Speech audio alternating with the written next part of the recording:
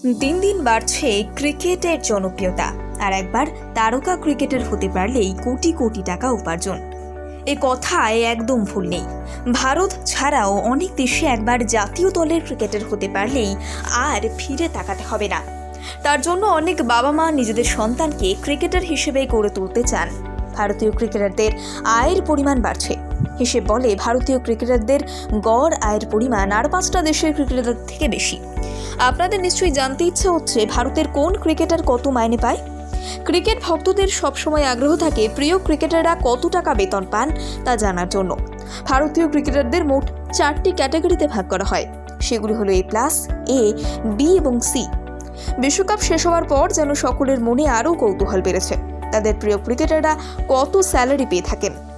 A+ গ্রেডের চুক্তিবদ্ধ খেলোয়াড়রা সর্বোচ্চ বেতন পান। এই A+ গ্রেডের মধ্যে সেসব খেলোয়াড়রা অন্তর্ভুক্ত যারা 3টে ফরম্যাটে খেলেন। 1-2টি ফরম্যাটের অধিনায়ক। A+ গ্রেডের খেলোয়াড়রা বার্ষিক বেতন পান 7 কোটি। টেস্ট খেলার ম্যাচ ফি বাবদ 15 লাখ পেয়ে যেতে পারেন। ওয়ানডেতে 6 লাখ টাকা, T20তে 3 লাখ টাকা পান। এবার আসা যাক A গ্রেডের খেলোয়াড়দের বার্ষিক বেতন হিসেবে। জানা গিয়েছে A গ্রেডের চুক্তিবদ্ধ খেলোয়াড়রা বার্ষিক বেতন হিসেবে 5 কোটি টাকা পেয়ে থাকেন। অন্যদিকে B গ্রেডের খেলোয়াড়রা পান 3 কোটি। C গ্রেডের খেলোয়াড়রা স্যালারি পান 1 কোটি।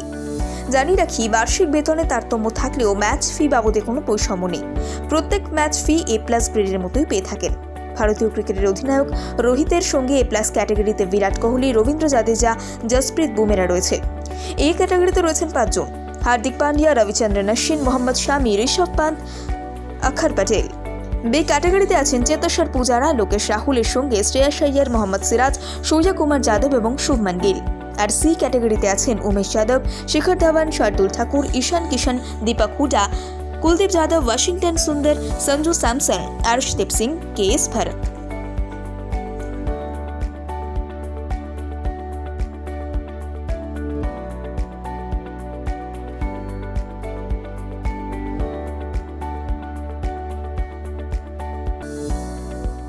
দিন দিন বাড়ছে ক্রিকেটের জনপ্রিয়তা।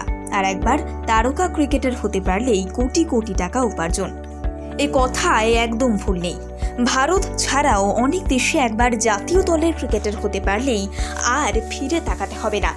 তার জন্য অনেক বাবা মা নিজেদের সন্তানকে ক্রিকেটার হিসেবে গড়ে তুলতে চান। ভারতীয় ক্রিকেটারদের আয়ের পরিমাণ বাড়ছে। হিসেব বলে ভারতীয় ক্রিকেটারদের গড় আয়ের পরিমাণ আর 5টা দেশের ক্রিকেটারদের থেকে বেশি। আপনাদের নিশ্চয়ই জানতে ইচ্ছা হচ্ছে ভারতের কোন ক্রিকেটার কত মাইনে পায়। ক্রিকেট ভক্তদের সবসময় আগ্রহ থাকে প্রিয় ক্রিকেটাররা কত টাকা বেতন পান তা জানার জন্য। ভারতীয় ক্রিকেটারদের মোট 4টি ক্যাটাগরিতে ভাগ করা হয়। সেগুলি হলো A+, A, B এবং C। বিশ্বকাপ শেষ হওয়ার পর যেন সকলের মনে আরও কৌতূহল বেড়েছে তাদের প্রিয় ক্রিকেটাররা কত স্যালারি পেয়ে থাকেন। A+ গ্রেডের চুক্তিবদ্ধ খেলোয়াড়রা সর্বোচ্চ বেতন পান। এই A+ গ্রেডের মধ্যে সেসব খেলোয়াড়রা অন্তর্ভুক্ত যারা 3টে ফরম্যাটে খেলেন। 1-2টি ফরম্যাটের অধিনায়ক। A+ গ্রেডের খেলোয়াড়রা বার্ষিক বেতন পান 7 কোটি।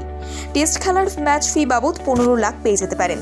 ওয়ানডেতে 6 লাখ টাকা, T20তে 3 লাখ টাকা পান।